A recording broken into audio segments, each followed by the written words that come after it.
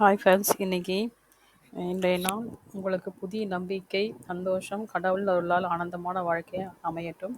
இன்னைக்கு நம்ம பார்க்க டாபிக் பப்பாளி பற்றி பார்க்கலாம். பப்பாளி தேவதை இலையின் பழம் என்று அழைக்கப்படுகிறது. இதில் விட்டமின் ஏ, சி, நார்சத்து மற்றும் பிபைன் எனும் பிபைன் என்சைம் ஜீரண சக்தியை அதிகரிக்கிறது.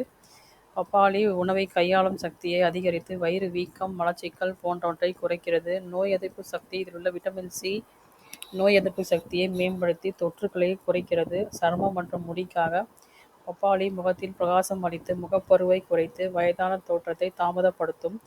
பப்பாளி பேஸ்டை முகத்தில் தடவுவது இறந்த செல்களை நீக்குகிறது. முடியில் பயன்படுத்தினால் பொடுகை குறைத்து முடி பளபளப்பாக மாறும்.